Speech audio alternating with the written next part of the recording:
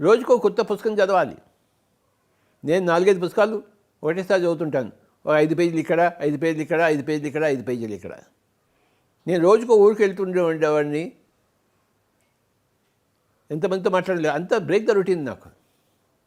అది అలవాటైపోయింది, నరాల్లో ఎక్కిపోయింది break the routine అన్నది.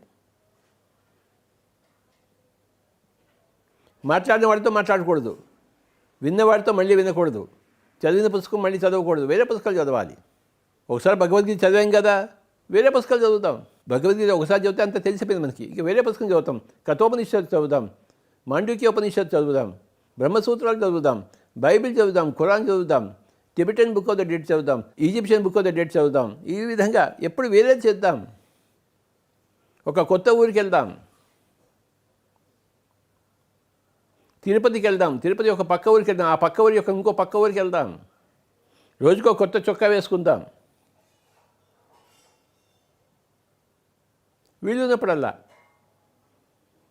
వీలు లేనప్పుడు అది వేరే మాట కదా. వీలు ఉన్నప్పుడు ఎందుకు వేసుకోకూడదు కొత్త చొక్కా? ఈ లాక్డౌన్ పీరియడ్లో 3 సినిమాలు చూస్తున్నాను రోజుకి. ఒక హిందీ సినిమా, ఒక తెలుగు సినిమా, ఒక ఇంగ్లీష్ సినిమా. ఇన్ని సినిమాలు ఎప్పుడు నేను వరుసగా చూడలేదు. నెల రోజు చూస్తున్నాను. Break the routine.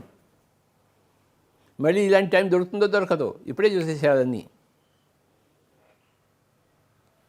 ఎప్పుడు ఏ పరిస్థితి వల్ల మనకి ఏది కొత్తగా చేయడానికి వీలుంటుందో ఆ పరిస్థితిని ఆ కొత్తగా చేయడానికి కోసం వినియోగించుకోవాలి. గుర్తుంచుకోవాలి, కొత్త ఒక వింత, పాత ఒక రోత. నీ వింత నువ్వే సృష్టించుకో.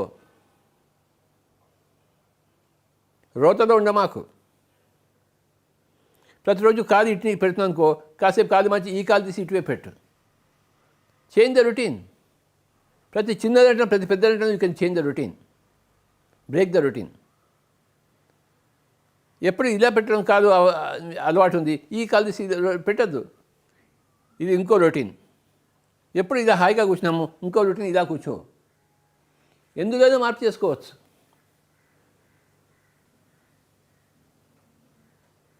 ఎప్పుడు నీకు రైట్ హ్యాండ్తో ఇలా చూపించడం వాటి ఇప్పుడు లెఫ్ట్ హ్యాండ్తో చూపించడం నేర్చుకో. You become more conscious when you are changing the routine.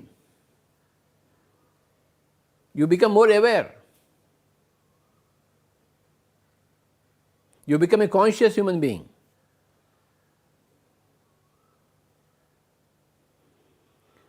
రాత్రిపూట నిద్రపోయినప్పుడు ఒకవైపు తిరిగి పడుకుంటాం మనం.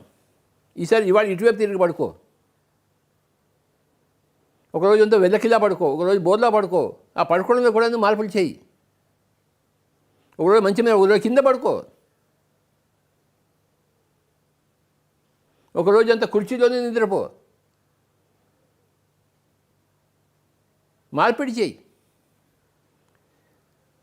నీ మార్పులు నువ్వే చేసుకోవాలి, పక్కవాడు వచ్చి చేయడు.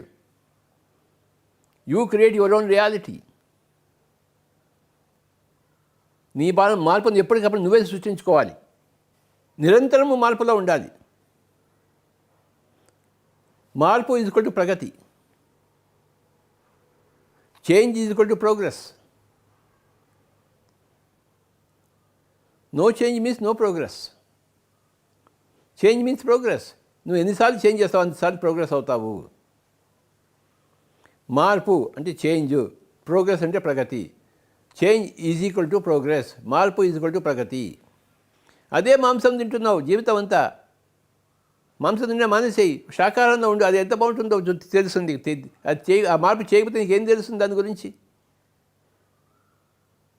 నేను ఎందుకు ధ్యానం చేయాలని అడుగుతారు చాలామంది. మార్పు కోసం పోయి ఆలోచన లేకుండా ఉండడం నేర్చుకో. ఎంతసేపు ఆలోచనలు ఎందుకు సతమతం అవుతున్నావు? You can change your thinking pattern. మార్పు చేయి. ఆలోచించకుండా ఉండు ఒక గంట సేపు. మాట్లాడకుండా ఉండు ఒక గంట సేపు. కదలకుండా కూర్చో ఒక గంట సేపు. ఎందుకు నేను కదలకుండా కూర్చోవాలి? నేను రోజు డ్యాన్స్ చేస్తున్నాను కదా, రోజు డ్యాన్స్ చేస్తున్నావు చెయ్యి, కానీ రోజు కదలకుండా ఉండడం కూడా నేర్చుకో. Be still.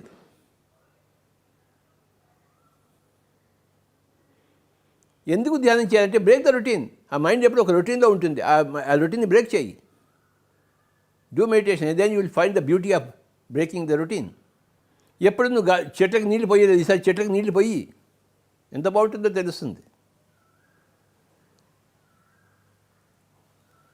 నేల తవ్వి ఒక విత్తనం పెట్టు, ఒక మొక్క పెట్టు, నాటు, దాన్ని చూసుకో, దాని బాగోగులు చూసుకో, ఎంత బాగుంటుందో జీవితం.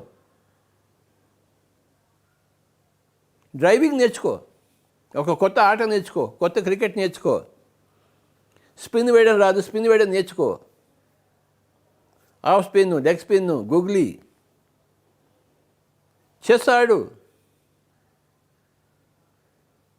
ఒక కొత్త కళ నేర్చుకో, ఒక కొత్త రాగం నేర్చుకో, ఒక కొత్త కీర్తన నేర్చుకో,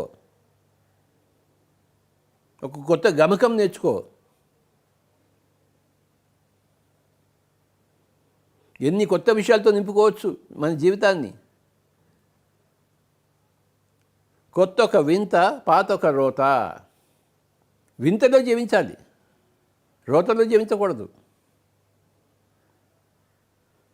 నీ వింతలకు నువ్వే కారణభూతం, నీ రోతలకు కూడా నువ్వే కారణభూతం. ఇప్పుడు ఎవడు కొత్తగా చేస్తాడులే అనుకుంటే ఆ రోతలో ఉంటావు. ఇప్పుడు కొత్త పుస్తకం ఎవడు చూస్తాడులే, ఇప్పుడు కొత్త కళ ఎవడు నేర్చుకుంటాడులే, కొత్త ఇంకో సాధ్యాన్ని ఎవడు చేస్తాడులే, అడవికి ఎవడు పోతాడులే, హిమాలయాకి ఎవడు పోతాడులే, హాయిగా ఇంట్లో కూర్చున్నాం కదా అంటే పాత ఒక రోత అది. Non adventurous life. అడ్వెంచర్ అంటే కొత్తగా చేయడము, వెంచర్ అంటే పాతదే చేయడము, అడ్వెంచర్ అంటే కొత్తది చేయడము, వెంచర్ అంటే చేసిందే చేయడము. భగవద్గీత ఉంటుంది, కొన్ని కొత్త శ్లోకాలు బట్టి పట్టు, రోజుకు ఒక శ్లోకం బట్టి పెట్టి నేర్చేసుకో. పుస్తకం చూసి చెప్పడం కాదు, పుస్తకం చూడకుండా చెప్పాలి. నువ్వు బట్టి పడితే వస్తుంది అది, ఎందుకు రాదు? భగవద్గీత ఒక 100 శ్లోకాలు నేను మార్క్ చేసుకుని దాన్ని బట్టి పట్టేశాను, ప్రతి పదార్థంతో సహా.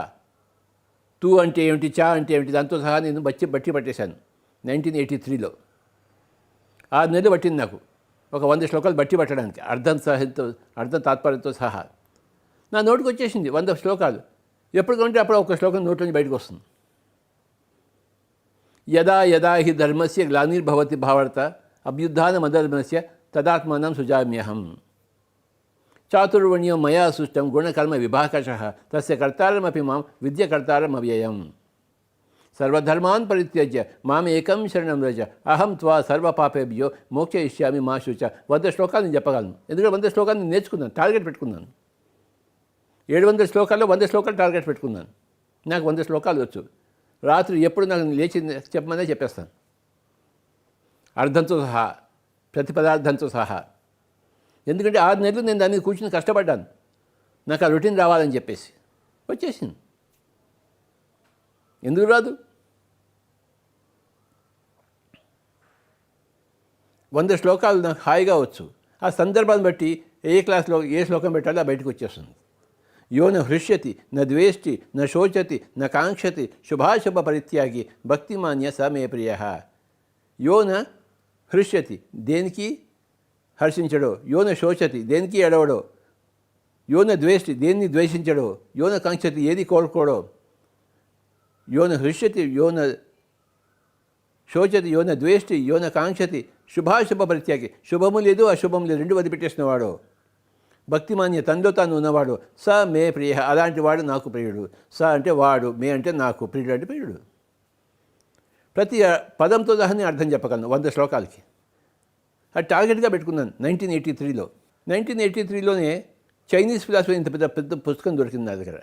అంటే లావోత్సు దగ్గర నుంచి మావో సెట్టింగ్ వరకు ఆ చైనీస్ ఫిలాసఫర్స్ అందరి యొక్క సిద్ధాంతాలు, వాళ్ళ యొక్క టీచింగ్స్ అన్నీ ఉన్నాయి. 1000 పేజీల పుస్తకం అది, చదివేశాను. 6 నెలలు పట్టింది నాకు చైనీస్ ఫిలాసఫీ. చువాంగ్సు, లావోత్సు, మెన్షియస్, కాన్ఫ్యూషియస్, చాలామంది. నేను మళ్ళీ ఈ మధ్య రివైజ్ చేయలేదు కనుక కొంత మర్చిపోయాను, కానీ చాలా జ్ఞాపకం ఉంది నాకు. నేను చదివిన పుస్తకాలన్నీ నాకు ఇతోధికంగా జ్ఞాపకం ఉంటూనే ఉంటాయి.